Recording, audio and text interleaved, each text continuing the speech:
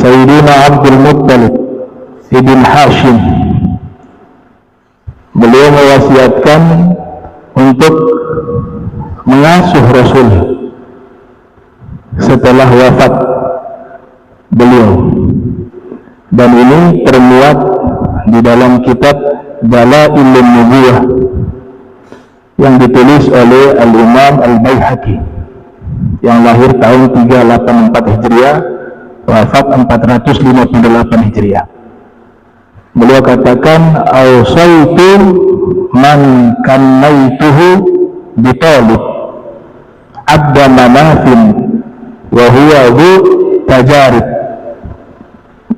Yang artinya, saya mewasiatkan kepada orang yang saya berikan kunyah kepadanya dengan nama Talib, dan namanya adalah Abda Manaf. Ini wasiat dari kakek Rasul. Riwayat yang lain namanya Imran, dan kakek Nabi Sayyidina Abdul Muttalib itu termuat dalam kitab Tarikh Al-Yaqubi, ditulis oleh Imam Ahmad bin Abi Ya'qub, wafat tahun 292 Hijriah. Julukan dari Sayyidina Abdul Muttalib di kalangan kaum Quraisy, Nabi Allah Ibrahim Thani, Nabi Ibrahim yang kedua. Itu julukan dari Sayyidina Abdul Muttalib, sebagaimana yang diriwayatkan oleh Al-Imam Ahmad bin Abi Ya'qub dalam kitab Tarikh Al-Yaqubi. Semua hukum sudah diterapkan. Hukum Islam sebelum munculnya Rasul, Sayyidina Abdul Muttalib sudah menerapkan, di antaranya mengharamkan minuman keras. Beliau sudah haramkan memotong tangan bagi yang mencuri,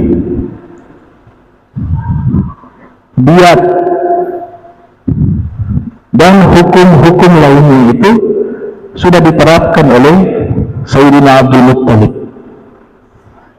Kedermawanan beliau digambarkan sering memberikan makan kepada kaum fuqara wal masakin, bahkan hewan-hewan yang ada di tanah haram diberikan makan oleh beliau, baik itu burung dan hewan-hewan lainnya yang ada di tanah haram.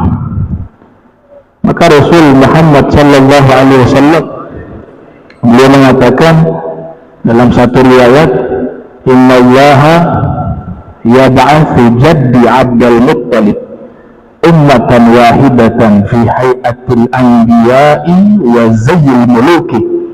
Sesungguhnya Allah subhanahu wa ta'ala mengutus kakekku Abdul Muttalib bagaikan satu umat, dengan sikap para anbiya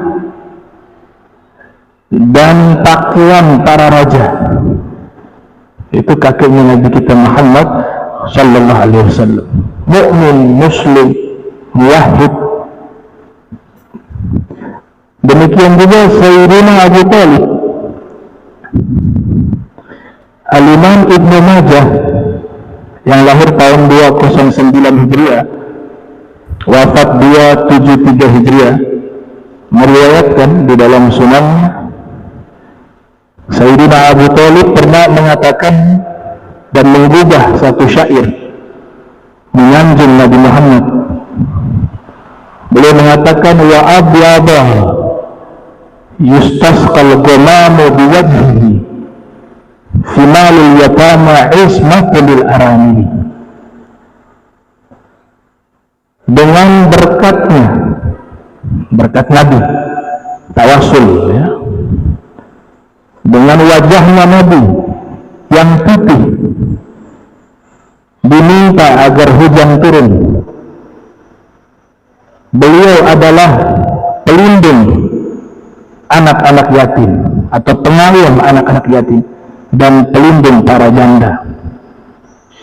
Al-Imam Suyuti meriwayatkan syair tersebut di dalam kitab Al-Khasa'is Al-Kubra yang lahir beliau tahun 849 Hijriah, wafat 911 Hijriah, menceritakan sebab syair tersebut digubah oleh Sayyidina Abu Thalib. Orang-orang Makkah pada waktu itu mengalami masa kekeringan, masa paceklik. Pada waktu itu Nabi masih anak kecil. Bahasa riwayat menyebut gulamin. Gulamin itu artinya anak kecil. Tapi reputasi Nabi sebagai anak yang membawa berkah itu sudah terkenal di kalangan orang-orang Quraisy. Mereka bermusyawarah di gedung parlemen mereka, namanya Darun Nadwa. Para pembesar Quraisy bermusyawarah di Darun Nadwa terkait masa paceklik, masa kekeringan. Maka mereka sepakat, bagaimana kalau kita menemui Abu Thalib, kata mereka. Karena Abu Thalib sedang mengasuh satu anak yang penuh berkah, yaitu Nabi Muhammad SAW.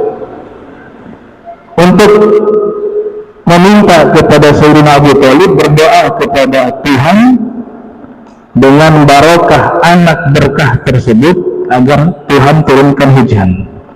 Itu musyawarah di kalangan pembesar kaum Quraisy.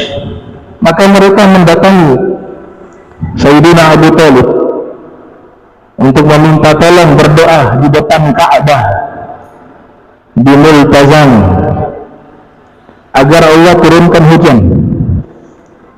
Maka Sayyidina Abu Thalib membawa Nabi Muhammad SAW, kemudian di depan Ka'bah beliau berdoa, ya Allah, dengan berkah anak ini tolong turunkan hujan. Fayusqaina. Saat itu juga, detik itu juga, hujan diturunkan oleh Allah Subhanahu wa ta'ala. Maka beliau membuat syair, wa abyagu yustasqal ghamamu biwajhihi fimalil yatama ismatul arabi.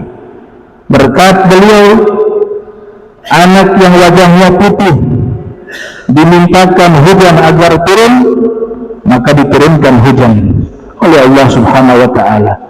Pembela anak-anak yatim, pelindung para janda. Pertanyaan, Nabi masih anak-anak,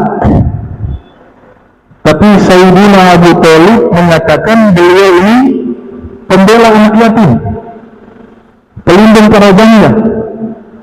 Sedangkan waktu itu Rasul masih anak-anak. Artinya apa? Beliau berbicara Nabi menjadi seorang anbiya, seorang Nabi, seorang Rasul di masa depannya nanti, yang akan membela para anak yatim dan melindungi para janda. Dan itu sifatnya Nabi Muhammad SAW.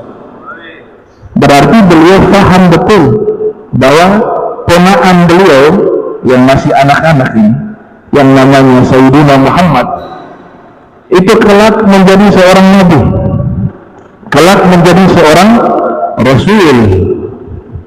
Dikenali sosok anak tersebut, karena Nabi masih anak-anak, beda dengan anak-anak biasanya. Beda. Anak-anak kecil pada umumnya mereka bermain. Dalam riwayat, kalau ada becek, anak-anak suka tuh main becek. Mereka main semua kotor-kotoran. Nabi tidak ikut bermain, tidak ikut main yang mengotori diri beliau. Yang lain berebutan makanan. Anak-anak, masih anak-anak, Nabi mengalah, ngasih kesempatan ke mereka untuk mengambil makanan. Beliau bagian akhir mengambil makanan. Dan Sayyidina Abu Thalib sudah beriman kepada Nabi di saat Nabi masih anak-anak. Saya bawa satu bukti. Maka itu baca kitab, jangan katak dalam tempurung. Kitab ulama itu jutaan, bukan hanya 1-2 kitab. Itu diceritakan dalam tarikh Al-Yaqubi. Di waktu Nabi masih anak-anak, Nabi bermimpi. Kemudian mimpinya itu diceritakan kepada pamannya, Sayyidina Abu Thalib. Yang kesimpulannya ditanya kepada ahli ta'wil mimpi yang ada di tempat tersebut, maka ditakwilkan mimpi tersebut memiliki arti bahwa keponakanmu ini seorang nabi yang dinanti-nantikan. Maka Sayyidina Abu Thalib mengatakan kepada Nabi Muhammad SAW, wahai ponakanku, wahai Muhammad, jangan kamu ceritakan mimpi ini ke siapapun. Khawatir terdengar di telinga orang Yahudi. Orang Yahudi akan mengincar dirimu. Jadi saya mohon jangan diceritakan. Saya tahu engkau seorang nabi. Itu pernyataan Sayyidina Abu Thalib. Maka sebagaimana dari kecil beliau sudah beriman kepada Nabi, kemudian dinyatakan kafir. Hasya wa kalla. Semua anak-anaknya beriman. Istri beliau beriman.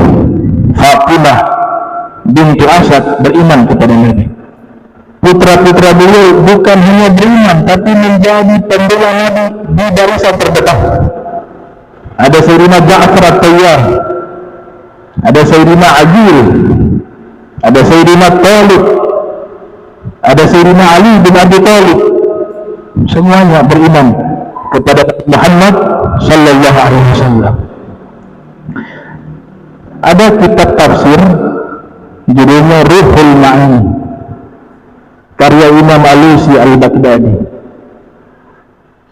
Ketika Nabi makan bersama keluarga Sayyidina Abu Thalib, itu selalu Nabi memulai sebelum makan, Nabi mengucapkan apa? Bismillah. Itu masih anak-anak. Bismillah. Selesai makan, Nabi membaca Alhamdulillah.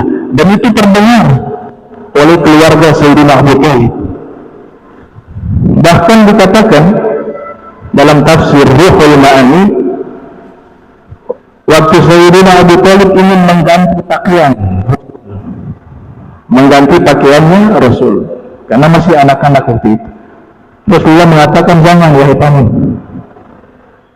Kata Sayyidina Abu Thalib, kata apa keponakanku, saya gantikan pakaianmu. Ketika dibuka pakaiannya Rasul, itu seluruh tubuh Nabi diliputi, dibungkus oleh cahaya, sehingga Sayyidina Abu Thalib tersilaukan dengan tersebut dan tidak mampu melihat fisik Nabi Muhammad SAW. Jadi jangan dianggap bahwa istri-istri Nabi itu melihat aurat Nabi. Tidak bisa. Tidak bisa. Nabi punya aurat dijaga oleh Allah. Ada satu ulama mengatakan yang melihat fisik Nabi, aurat Nabi yang dibungkus dengan cahaya, kalau dia lihat dengan catatan yang lain, matanya bisa buta. Ini manusia luar biasa. Keluar fatwa dari para ulama, jangan pernah mengatakan Rasulullah mengeluarkan najis. Jangan pernah menyatakan Nabi kalau buang air besar keluar kotoran, kencing najis. Tidak ada najis yang keluar dari tubuh Nabi. Bahkan fatwa ini mengatakan, siapa yang berani mengatakan bahwa Nabi ketika buang air besar keluar kotoran sama seperti manusia biasa, maka itu hukum kisos, hukum mati. Ada fatwa demikian. Luar biasa sosok Nabi kita Muhammad sallallahu alaihi wasallam. Maka saya termasuk yang meyakini bahwa Rasul diciptakan dari cahaya. Atau kalau unsur penciptaan Nabi sama seperti kita, maka itu yang keluar juga sama, sesuatu yang najis. Ya, Syekh Abu Bakar bin Salim mengatakan dalam salawat yang beliau budah, jismuhu tahirun mutahharun mu'azzamun munawwarun, fisiknya Nabi suci dan disucikan oleh Allah dan diberikan cahaya dan diagungkan. Subhanallah. Jadi dosa besar kalau ada yang menyampaikan Nabi itu manusia biasa-biasa saja. Nabi itu punya kekurangan. Itu termasuk minal kabair, termasuk dosa-dosa besar. Nah, Sayyidina Abu Thalib menyaksikan keistimewaan Nabi Muhammad SAW karena tinggal serumah. Walaupun angkatnya ponaan, tapi yang beliau lihat bukan ponaan. Yang beliau lihat adalah seorang Nabi. Ada riwayat mengatakan kalau kita memandang orang-orang soleh atau memandang orang-orang yang dekat dengan Allah, maka kita akan mendapatkan barokah yang besar. Bahkan dikatakan dengan pandangan tersebut bisa mengantarkan kita ke surga. Tapi pandangan apa yang dimaksud di sini? Pandangan dengan penghormatan dan cinta, bukan hanya pandangan biasa. Abu Jahal memandang Nabi, tapi memandang dengan pandangan penghinaan. Utbah bin Rabi memandang Nabi, tapi pandangannya pandangan ihtiqar, bukan pandangan ta'zim. Nah, jadi penegasan yang diterangkan oleh para ulama, Sayyidina Abu Thalib itu seorang Muslim, seorang mukmin. Ada riwayat-riwayat mengatakan begini dan begitu. Apa salahnya kita memilih riwayat yang lebih aman?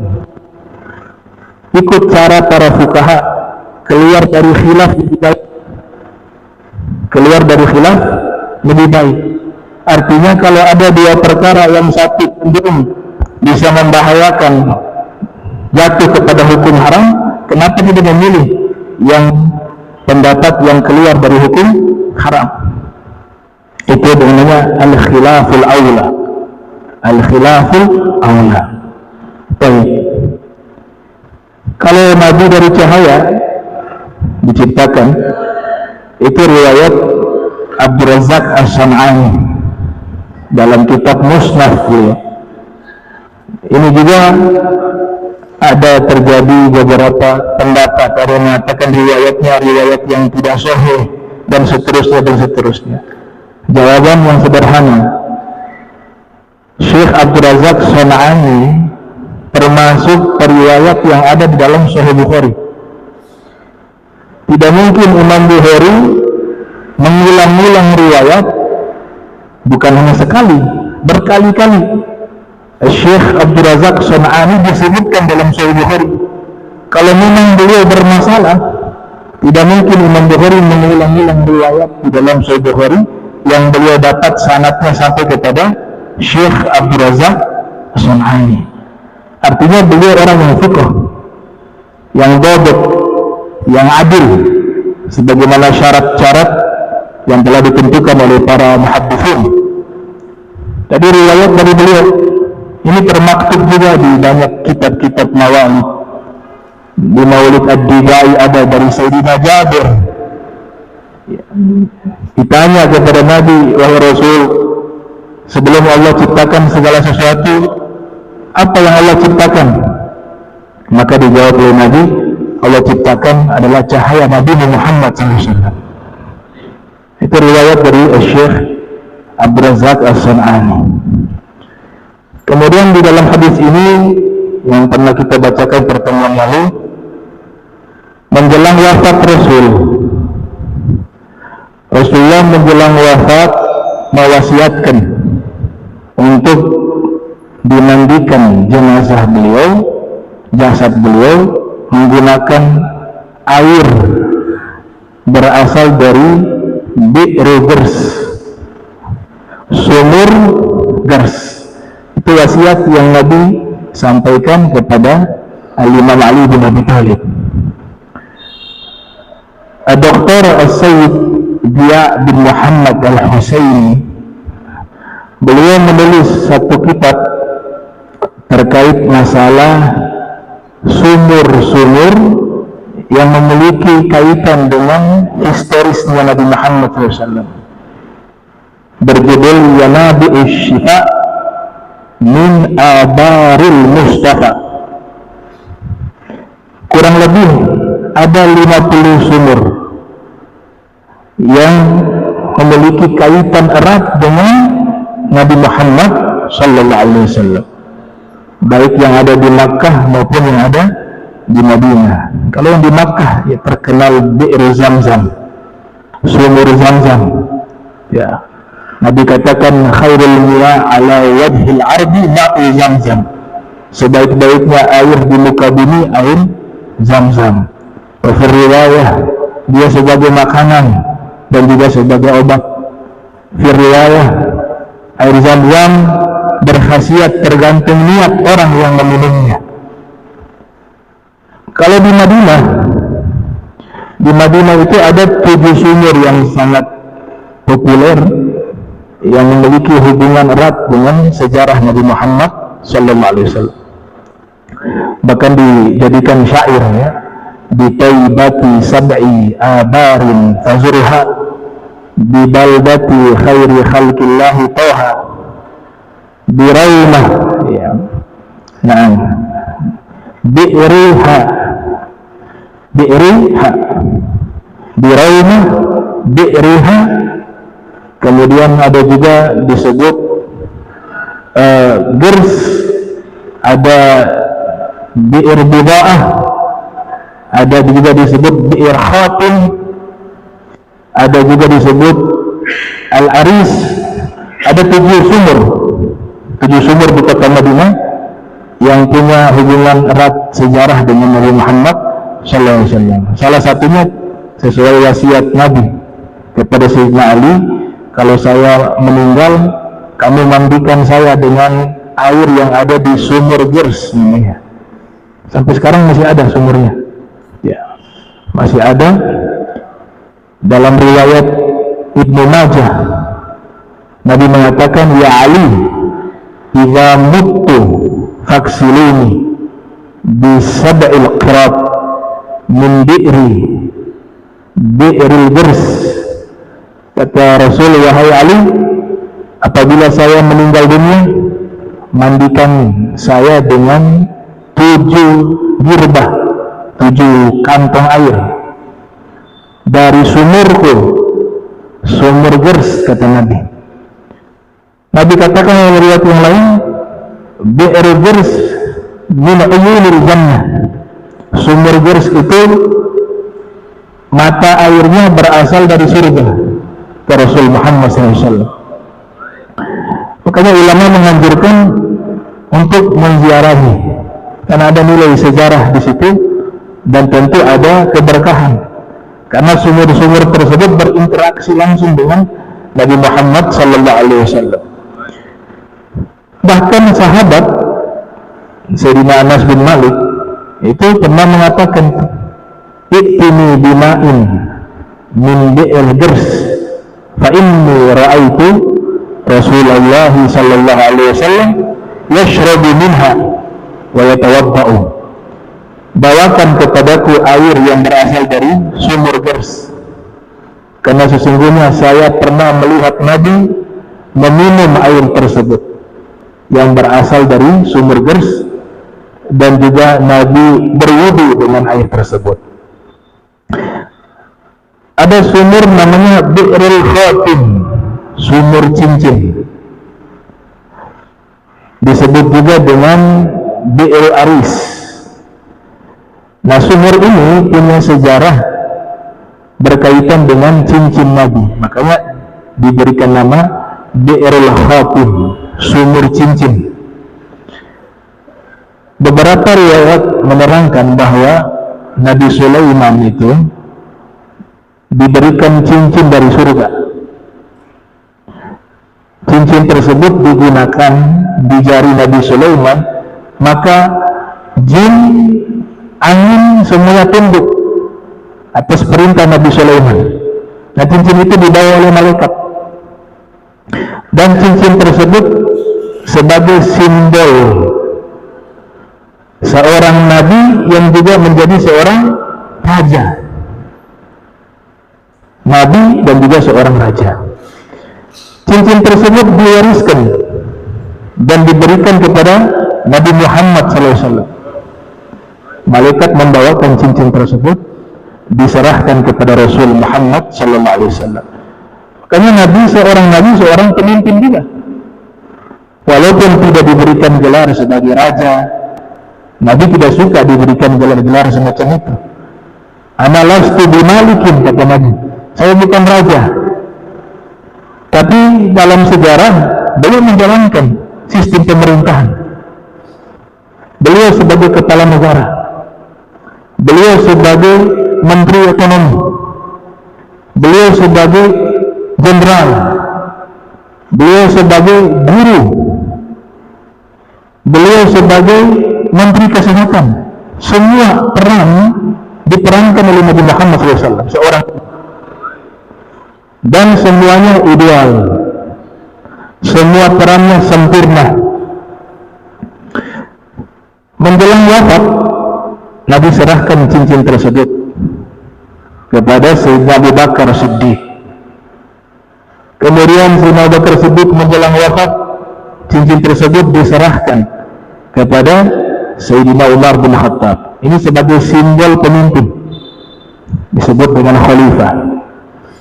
Sayyidina Umar menjelang wafat, cincin tersebut diserahkan kepada Sayyidina Utsman bin Affan. Sayyidina Utsman bin Affan dalam satu hari datang ke sumur tersebut. Tidak sengaja beliau melepaskan cincin yang ada di jari beliau, terjatuh sumur. Ketika terjatuh di dalam sumur, dicari selama 3 hari. Cincin tersebut hilang. Maka cincin tersebut yang warisannya dari Nabi Muhammad SAW itu terjatuh di tempat itu, sumur tersebut akhirnya dinamakan sumur cincin, Al-Khatim. Syekh Ibrahim Bajuri beliau mengatakan ini sebagai isyarat hilangnya cincin tersebut menandakan bahwa setelah itu akan terjadi fitnah berkepanjangan menimpa umat Islam, dan itu tercatat dalam sejarah. Mulai terjadi masalah di dalam pemerintahan Islam itu sejak khilafah Sayyidina Utsman bin Affan, yang puncaknya beliau dibunuh. Setelah itu masalah terjadi demi masalah berkepanjangan, yang nanti puncaknya diselesaikan oleh Imam Mahdi di akhir zaman. Itu pendapat Syekh Ibrahim Bajuri. Ada juga sumur namanya Bi'ru Raumah, Bi'ru Raumah, atau disebut juga sumur Sayyidina Utsman bin Affan.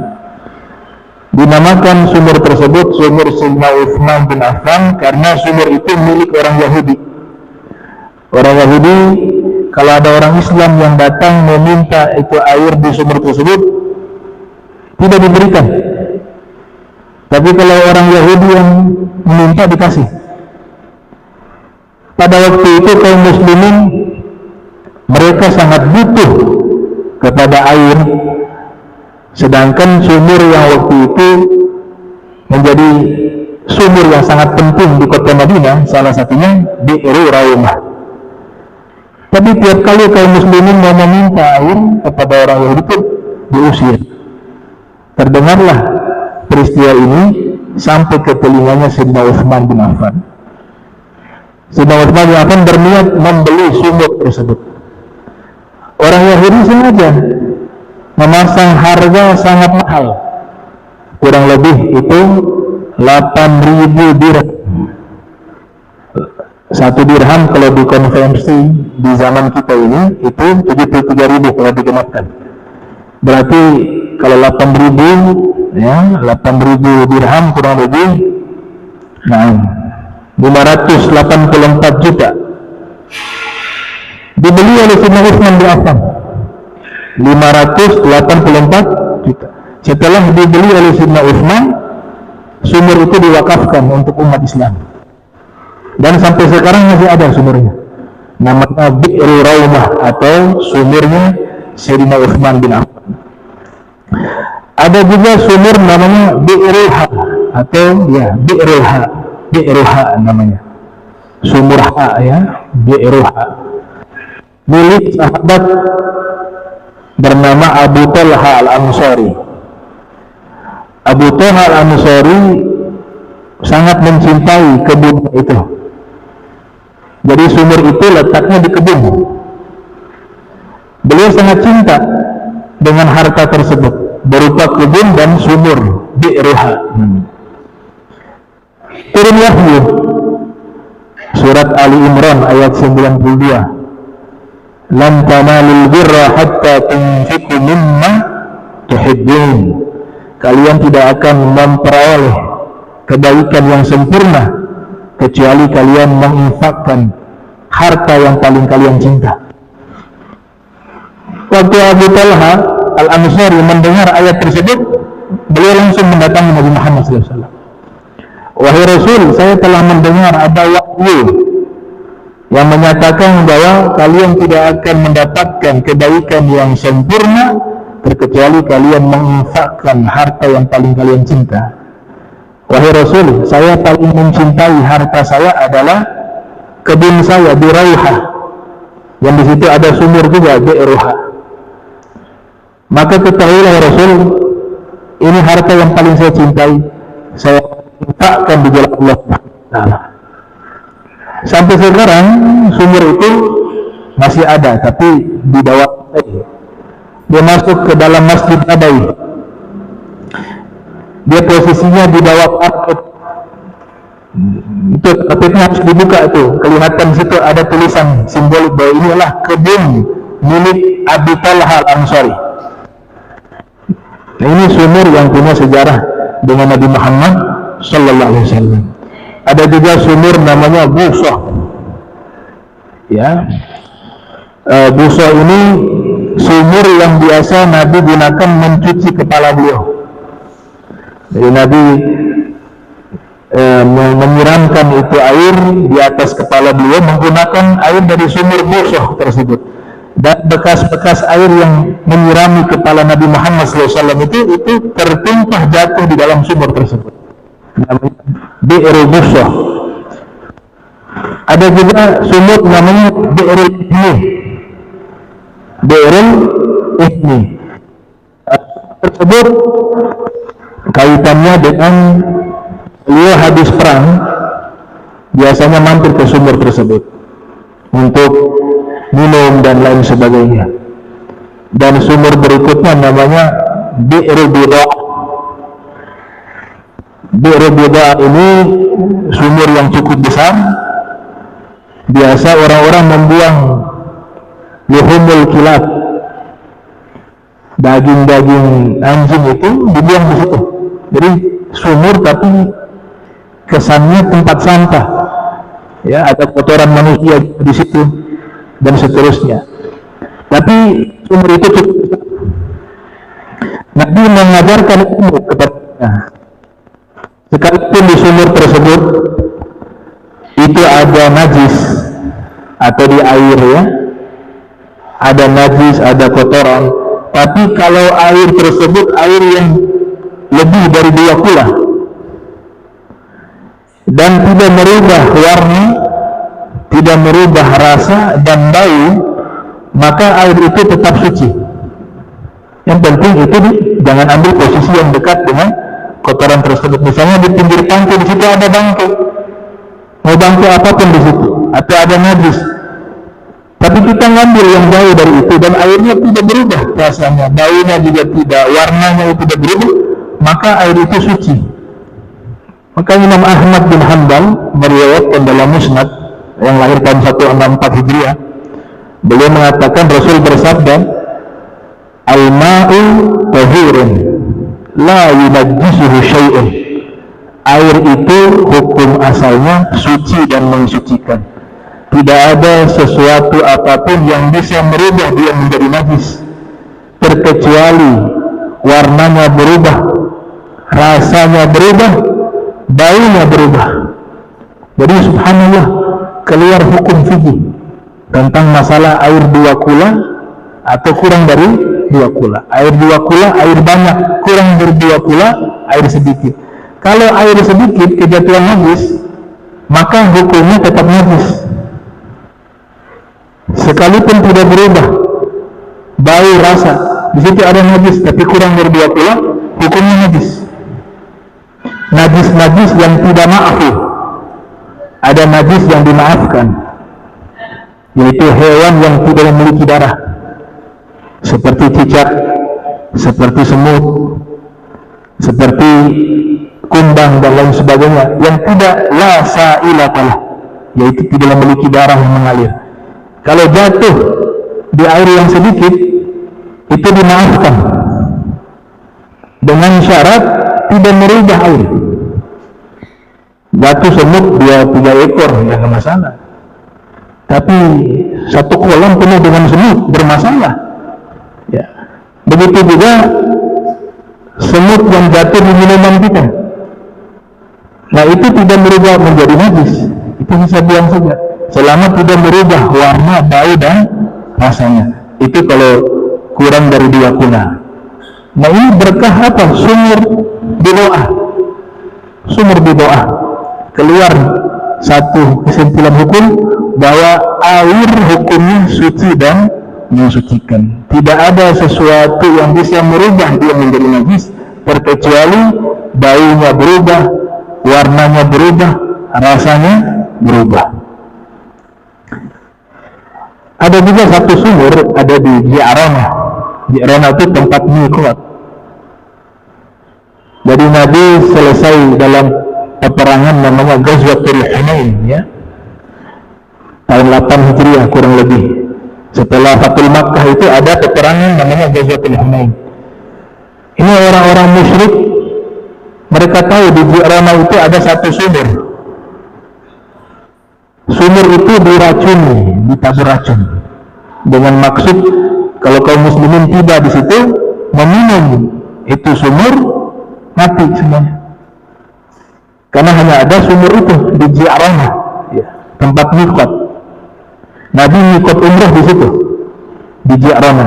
Dan kalau kita baca riwayat hadis, Nabi membagi-bagikan harta rampasan perang, ya, itu di tempat itu, di Ji'rana. Kemudian ada satu orang mengatakan, wahai Muhammad, adillah kami. Dia katakan begitu kepada Nabi, kamu berlaku adil wahai Muhammad. Nabi marah waktu itu. Kata Nabi, wa illam a'adil man ya'adil. Kalau saya tidak adil, siapa lagi manusia yang adil? Itu. Maka Sayyidina Umar bin Khattab mengatakan, wahai Rasul, izinkan saya memenggal kepalanya. Kata Nabi, jangan. Dia mengaku sebagai muslim. Kalau kamu bunuh dia, musuh akan mengatakan Muhammad membunuh sahabatnya. Biarkan dia pergi. Ternyata Allah kasih mukjizat. Nabi bisa melihat orang tersebut. Kata Nabi, dari anak turunan dia muncul kelompok-kelompok yang merusak agama Islam. Mereka membaca Al-Quran, tapi Al-Quran hanya sampai tenggorokan. Yang rukuna minad din, karena mereka keluar dari agama Islam bagaikan keluarnya tanah, busur tanah dari anak panahnya. Ya, anak panah keluar dari busur tanahnya, Romuah. Nah, ternyata dari turunan orang tersebut, menurut Ibnu Katsir ya, dalam kitab Sirah Nabawiyah beliau yang lahir tahun 701 Hijriah, wafat 774 Hijriah, dari turunan beliau kelompok Khawarij muncul. Khawarij itu kelompok ekstrim yang mengkafirkan semua umat Islam yang tidak sepaham dengan mereka, dan darah mereka halal untuk ditumpahkan. Itu salah satunya keluar dari turunan orang tersebut.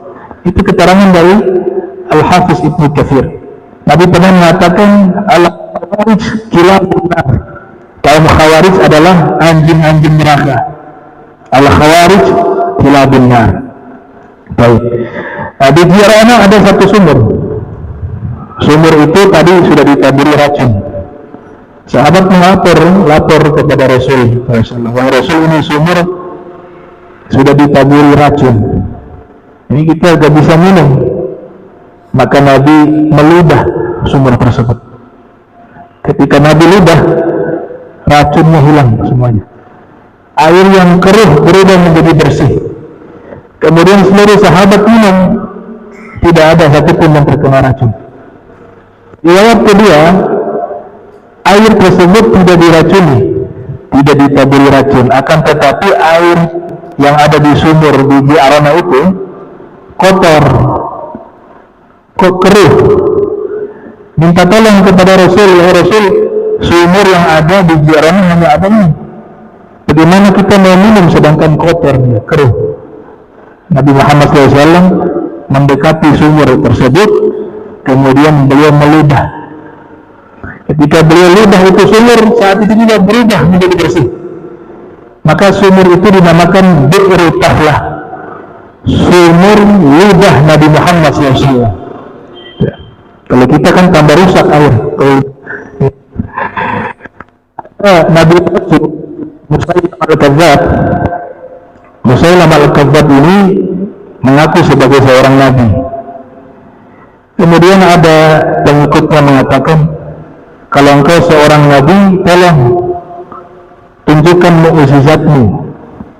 Saya dapat satu riwayat bahwa Nabi Muhammad SAW dari salah satu mukjizat beliau pernah meludah di sumur yang Ji'rana tadi. Sumur itu kotor, Nabi ludah menjadi bersih. Air yang sedikit menjadi banyak.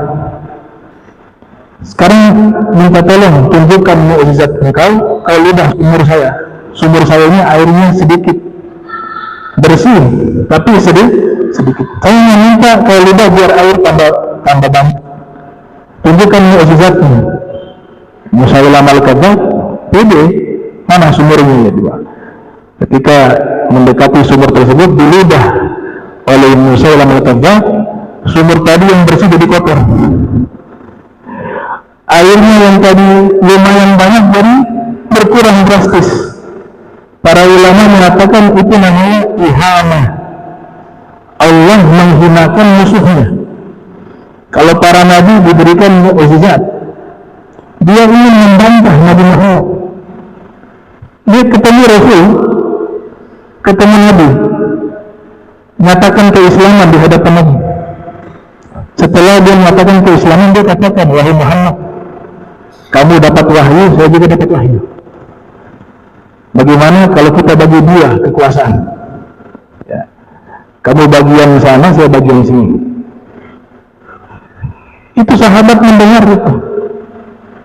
Kata Rasulullah, ini bagaimana? Dieksekusi saja. Kata Nabi, jangan. Kalau kita bunuh dia, musuh kita akan menjelekkan kita. Kita membunuh orang yang sudah Islam. Jadi Nabi sudah tahu ini orang bermasalah nanti. Biar saja.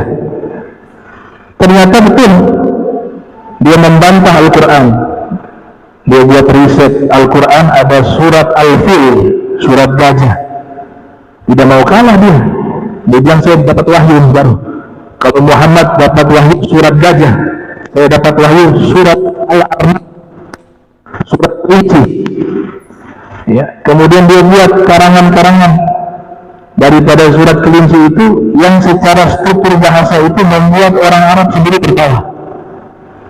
Jadi dia buat tandingan Al-Quran sebagaimana yang ada pada Nabi Muhammad Sallallahu Alaihi Wasallam.